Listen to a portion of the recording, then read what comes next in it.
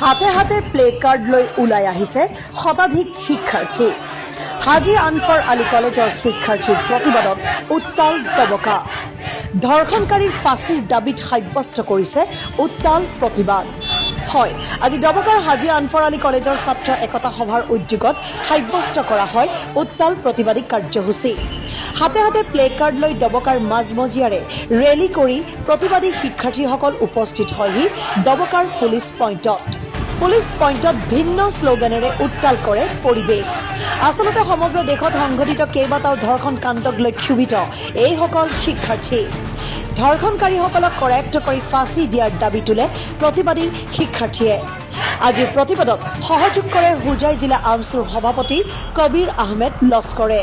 मैं सरकार से कहना चाहता हूँ कि सर प्लीज आप पहले बेटियों को तो बचा लो, इसके बाद आप अच्छे से पढ़ा लेना।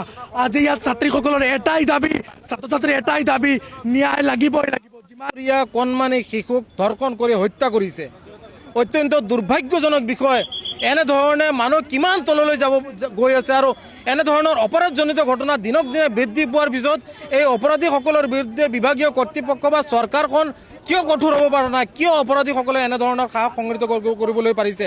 তাৰ সমান্তৰালভাৱে ৰাজস্থানত এগৰাকী 13 বছৰীয়া শিশুক 13 বছৰীয়া কিশোৰীক 30 জনতকৈ অধিক লোকে ধৰ্ষণ কৰি হত্যা কৰিলে। তাৰ সমান্তৰালভাৱে ৱেষ্ট বেংগলতো অনুৰূপ ধৰণৰ দলবদ্ধ ধৰ্ষণ কাণ্ড সংঘটিত হৈছে। গতিকে এই ধৰণৰ যিবোৰ জঘন্য অপৰাধ, এই অপৰাধৰ বিৰুদ্ধে আজি আনফৰ আলী মহাবিদ্যালয়ৰ ছাত্ৰ একতা সভাৰ উদ্যোগত আৰু হাজী আলী মহাবিদ্যালয়ৰ ছাত্ৰ ছাত্ৰীসকলৰ সহযোগত আজি দবকা পুলিচ পইণ্টত প্ৰতিবাদী কাৰ্যসূচী হাতত লোৱা হৈছে।